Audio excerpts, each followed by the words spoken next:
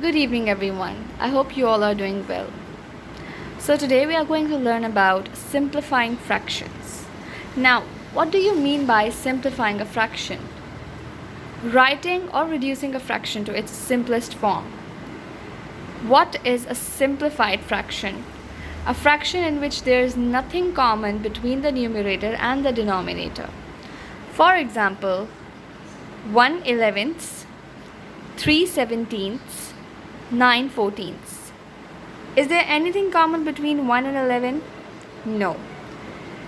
Is there anything common between 3 and 17? Can you simplify or can you just divide 3 and 17 by a similar factor? Well, the answer is no. And is there anything common between 9 and 14? Do you have anything common between 9 and 14? No, not. So how do you simplify a fraction? Reduce the fraction to its simplest form by common factor of the numerator and the denominator.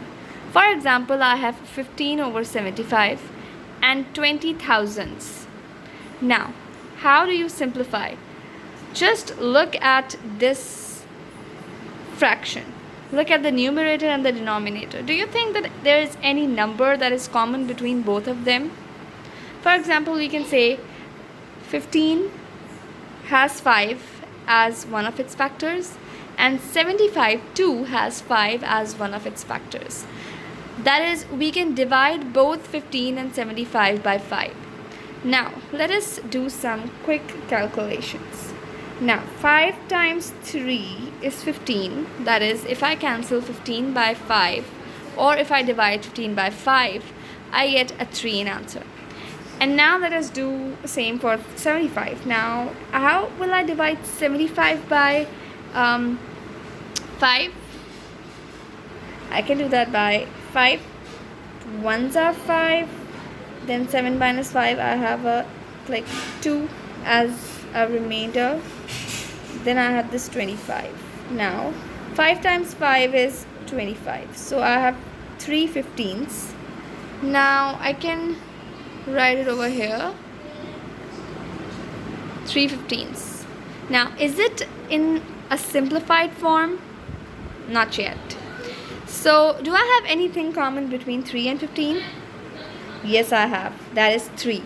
So, 3 times 1 is 3 and 3 times 5 is 15. Now, let me write it over here.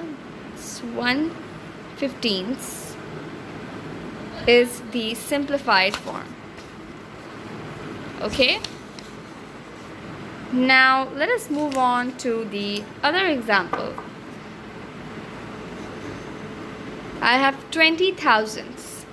Now, first of all, how do we cancel out the numbers that have zeros in their ones place? The most simple thing is to do that. You just cancel one zero in the numerator by 1 0 in the denominator. So now we have some of the simplified form. I have 2 hundredths. Okay, I have 2 hundredths. Now, do I have anything common between 2 and 100? Well, do I have anything common between 2 and 100? Yes, I have. I have 2. 2 times 1 is 2. And 2 times 50 is hundredths. So I have 1/50. 1/50ths. So this, how do you know that this is the simplest form? Well, do you have anything common between 1 and 50? No, nothing. We cannot divide 1 by a number and 50 by the same number. No, there is nothing common between 1 and 50. So yes, this is in simplified form. Now here's another thing. If the numerator is 1, it means that the fraction is in its simplest form. That's it. Now let us move on to equivalent fractions. Now, simplifying fractions and equivalent fractions are related to each other somehow. Now, how is that? Fractions that when simplified give equal or same fractions. If I have two fractions, if I simplify them or if I reduce them to their simplest form, they will give me same fraction. For example, here I have 2/4, 5/10, 25/50. Now why have I written an equal sign between? They do not look same or they do not look equal. But if I simplify these fractions, then I will definitely have same fraction in result. Now let us see how is that possible. Now, do you have anything common between 2 and 4? Let us simplify these. These are not in simplified form or they are not in their simplest form. Why? Because there is something common between the numerator and the denominator and in all the three fractions. Now let us see what is common between 2 and 4.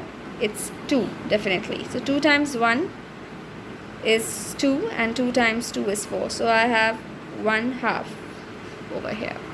Now let us move on to 5/10. What do we have common here? 5.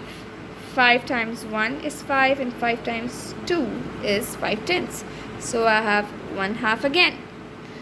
Now let us move on to this one. What do we have common in 25 and 50? Well, we can just directly simplify it by 25 because 25 is common between both of them. Or we can say that 5 is common between 25 and 50. So let us do with 5. So I have 5 times 5, 25. And 5 times 10 is 50. Now here I have 5/10. So what do we have common between 5 and 10? That's again 5. 5 times 1 is 5 and 5 times 2 is 5/10. So again I have 1/2 over here. Now we can see that these are equal. So these fractions were equivalent fractions. Why? Because when we wrote them in their simplest form, they gave us the one equal fraction. Now let us move on to these two questions. Are 12 1/44 and 11 1/21 equivalent fractions? Are these two fractions equal to each other? Well, we'll see. So let me just check about the 12 1/44 first.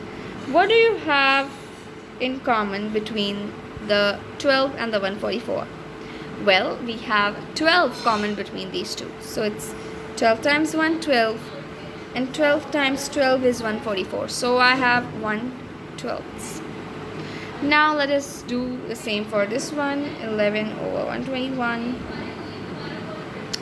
So what do we have in common between? Well, we have 11 common between these two. How?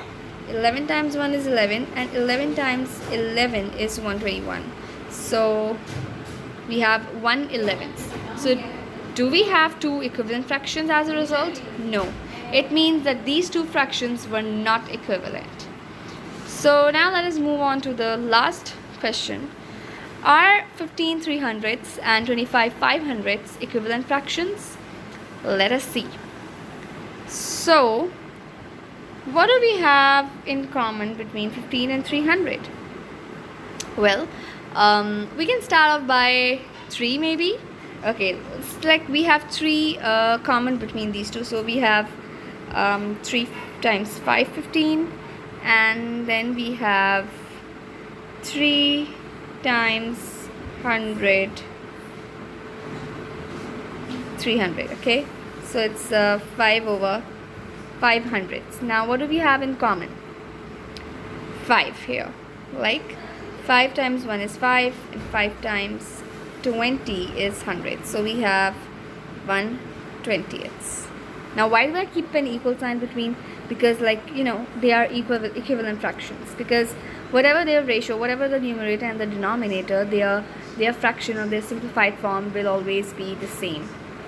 Okay, now let us go on to this one. That is, I'm sorry, 25 500ths. Now what do we have in common over here? We can start off by 5. We have like 5 in common, so 5 times 5 is 25, and we have 5 times 100 is equals to 500. So we have 5 hundredths. Okay? Now what do we have in common over here? We have 5 in common, so 5 times 1 is 5, and then we have 5 times 20 equals to 100. So we have 1/20. So yes, these two, when simplified or reduced to their simplest form, gave us 1/20. That is the same fraction. So yes, these two are equivalent fractions. So I hope that you people have understood this concept, that how we simplify fractions and what are equivalent fractions, because equivalent fractions and simplification of fractions are quite related to each other, because when we simplify two fractions, we can get same result when we are done with the simplest form. So I hope this was understood. Best of luck with your task, and enjoy your week, enjoy your day. Goodbye.